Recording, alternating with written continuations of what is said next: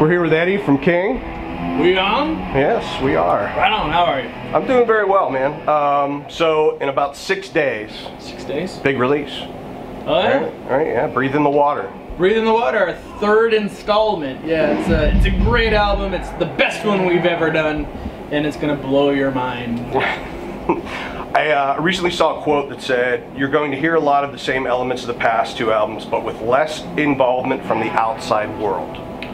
Where'd you hear that? I don't know if it was you or Tony did an interview. I have no idea what that means.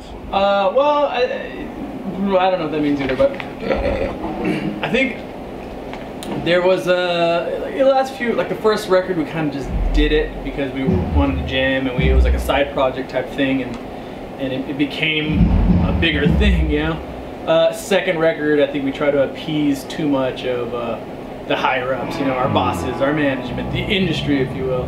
It was a little lackluster on certain hits. For instance, like Electric Halo wasn't a big song to us. You know, when we finished that record, that song wasn't in the record. You know, they were just like, you guys need to write a radio tune. So we were like, okay, let's try that. So we went off and we did Electric Halo. We hated the song, but the label loved the song. So whatever, we went after it, and it did its thing, you know, it got us to a certain point. But we have fucking way better songs in that album, you know. So if you buy Burn the Serum, there's like 12 songs that are absolutely amazing. So anyways, that being said, our third record, there was no appeasing. It was just like, no, we're gonna write the record we want to write, put in the songs we want to put in, and every song in there is a piece of Kyng. You know, it is what it is, and that's the band in its most purest form. You know. How do you get the higher ups, the executives, to kind of go along with that? You know, you can't. At this point, nobody knows shit. At all. Nobody knows where the magic stick lies. They don't know, oh, this is gonna be, I mean, they have bands out there who have all the elements. They're good looking dudes, they're all like structured, and they have these cookie cutter songs that are going nowhere. Yeah. You know, they're just going nowhere, you know. I think, but then they have like other bands who just are out there doing their thing and doing great, you know, and then vice versa. So nobody really knows what the element is to make a great rock band or a great metal band. It just happens, you know, and I think honesty is a big factor in it all. So if you got to be honest with the music. The players have to love what they're playing, and I think the audience will pick that up and take it for what it is, you know, for what it's worth. What do you think it is that you guys have a great following? Ish. I mean, you're getting there, certainly. Yeah. I know the first time that I saw you with In Flames. Infamous. As soon as your set was over, I downloaded your record. Nice. What do you think it is about your music that kind of hits home with people, that attracts them? You said it right there. It hits home. We're you know, we just hard-working dudes. You know, we all had regular jobs before we got signed. I mean, we didn't get signed until later on in our life. I mean, I think I was like 29. Yeah, before we got signed, and then the first record came out. You know, so we've been doing that for what, 5-6 years at this point. So, you know, it is what it is. We don't got mascara on. We don't have the bullshit, you know, facade that a lot of other bands have to don to bring kids to the shows, you know what I'm saying? And right. It's just honest, man. Our music is truly honest. There's no recordings, there's no tracks playing, because there's 1,000,001 bands who are trying to stay relevant, and they put all these tracks in their music, so when some dude's playing the guitar, he could literally stop playing the guitar and the guitar will keep going. Yeah. Because they're, you know, kids want to hear the CD, they don't want to hear live music anymore, and we want to play live music. So if you don't want to hear live music, don't come to our show.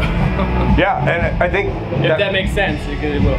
That resonates with you being with a band like Clutch. Totally, totally. Those dudes are men who get up on stage and destroy everything, just being the natural elements of an actual band, you know. So we feel we do the same. We're a three-piece. there's a bass player, there's a guitar player, there's a singer, and there's a drum, and that's it, you know, so there's nothing else going off. I mean, maybe if we have more money, we'll do like intros and stuff like that, but there's no money in rock, pal. None! No. Listening to some of what you've released so far, there's one song that kind of like I was really interested in. That was Bipolar Schemes. Okay. It seems like a very personal song to you. Listen, all the songs on that record are very personal, stuff that we've been through or lived or read, and it hit close to us, you know. So Bipolar Schemes is Bipolar Schemes and Hide From You. Those are like two songs that coincide with each other, and it has a lot to do with a relationship that I got into that I thought was the end all. I was like, this is the one, this is gonna happen, and things started just not making sense in my world with her. And without getting too far into the detail, I mean, she just, you know, just destroyed everything in many ways, and it was very ugly, and very sad, and very crushing, and a massive blow to everything that I thought was going to happen, you know. You know, that story is just it's a sad one. You know, it's definitely a sad one. So, is it cathartic for you to play that and you know, write? You know, we've never played that one live, but you know, it's one of those things that sadly and luckily, I have this outlet, this creative outlet for me to put it out there and let it out and get it off my chest, you know, and it's out there. It is, and it's gone, and it's therapy to me, you know, so I don't need a therapist. I just put it on paper and release it out to the world, you know, and whether I get judged on it or not, I really don't care, you know. It's out there. If you love it, cool. If you don't, fucking fuck you, whatever, it doesn't matter, you know. Right. So but yeah, that's definitely a lot of those songs. That one's about a toxic relationship.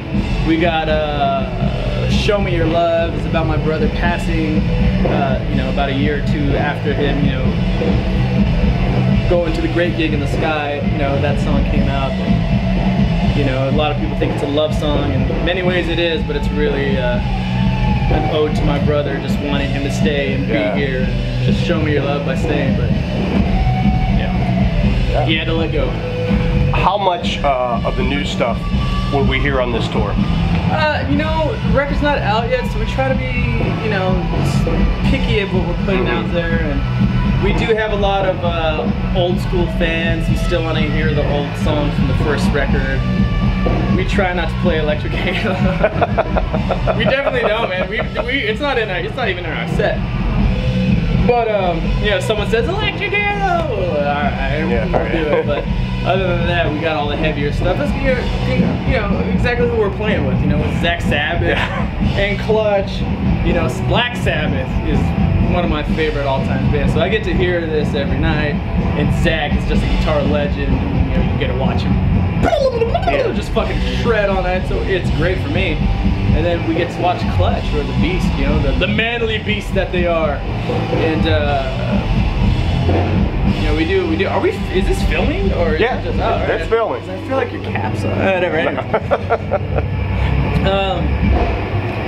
Yeah, so we're bringing it very strong. We're keeping it very heavy, you know, and there's a lot of heavier, faster tracks in this. But we're doing like Breathe in the Water. We're doing Pristine Warning, and every now and again, I guess we'll be trying to fit in Closer to the End or The Dead, which is two great songs off the new record as well. So. Okay. Good stuff to look forward to. Yeah. So. Speaking of, you know, playing with someone like Zach, and I think you're an excellent guitar player yourself. Thanks. Who are some of your influences that we would maybe be like, really? Kind of like out of the water. I don't know. Or just any of your. Well, I mean, obviously, I got the Iommi Spirit and the Jimmy Page Blood, and you know, Dimebag Darrell, of course. Dave Mustaine, Marty Friedman was a great guitarist. You know, that whole Megadeth era. You know, I really dig Paul Gilbert. I think his playing's fucking great. Zach's great. You know, I guess I could go on. I'm trying to like think of like a weird, odd one. Peter Green. Peter Green's one of my favorite blues dudes, you know, I mean, especially the old Fleetwood Mac era stuff, you know, love him, and I think he's very underrated, or at least dropped off the radar so far that people don't really give him the credit that he deserves, because he's fucking great. You know, he's really fucking amazing, and there's a lot of songs that he plays, like Albatross and Man of the World, and those songs are just like, whoa, this is so deep, and everybody needs to hear these songs, and they're so good. So Peter Green is fucking rad. I always wanted to get a green shirt that said Peter Green is God, but there you go. Eventually, it's marketing right there. Yeah, there it is. So I've been watching some of the stuff that you've you know, put on Facebook and so forth. Some of the your antics, let's say in Austin. Is this something that you think you'll kind of continue to do, kind of like a travel log in some ways?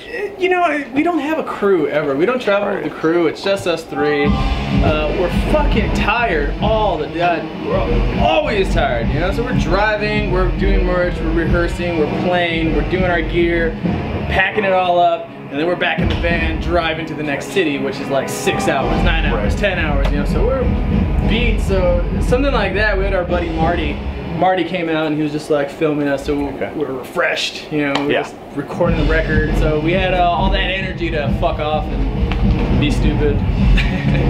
No doubt. I've seen you play some Sabbath stuff with Crowbot. Yeah. Like online.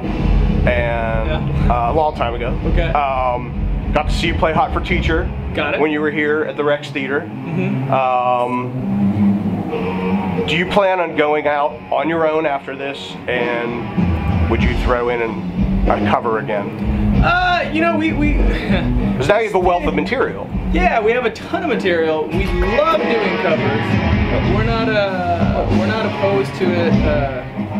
We just don't know which ones to do, you know. I think we have a idea. One of our ideas is to go back to Juarez or El Paso, where our drummer lives, and just do a shit ton of covers, you know. Like just drop in whatever, be like, oh yeah, let's do this song. We always want to do some Slayer stuff and Metallica stuff, Megadeth stuff, and then do some like oddball stuff. Like, I know we do have a cover that's floating out there. We did Starman by David Bowie. Oh, wow. There's a killer acoustic cool thing that we did out in London. And that happened, I guess, when we were out there with Lion Eyes and Planet of Zeus, two great bands. They were like, hey, do you guys do acoustic? Like, what do you have something weird that you do? Or like, we just finished recording a version of Starman, we can try that. Yeah. You know? And, you know, we kicked into it and everybody was kind of like blown away, like, whoa, like where did that come from, you know? And you know, about a year and a half later or two, when David Bowie passed, we were like, we have to find that recording, because it was never released, it was never anything. You know, I think they may have played it on a radio station over there, or a internet outlet thing, and we're like, find it, and call our manager, got him to do it, and like, here it is. And I guess like the day after David Bowie had passed, we were like, homage to that guy, because he was brilliant. Brilliant. Yeah, no doubt. So, do you know what's next after this tour? Yeah, you know what, this is, we don't know. We might be home for the rest of this year, but I'm guessing we'll be submitted for a bunch of tours, and if anybody wants to take us out, you know, we'll clean your toilets and feed your kids, I don't know. Do whatever we need to do. You know, we've always wanted to go out with like Down or Corrosion Conformity, but I know Metallica's creating a new record, or about finished with their record, and if they ever want to take us, they really should, because we're good. No doubt. But anything that pops up, yeah, we'll take, yeah. Okay, cool. Well, I hope you get back here on one of those tours. Me too. Soon, because you're definitely a Pittsburgh style band. Very hard rockin', blues influence, 70s influence, but doing your own thing. We call that new age vintage. New age vintage. Okay. Yeah. We're not a throwback band. We just love music, man, and we just try to shove everything that we love into our sound. You know, so you know, I don't deny any of our.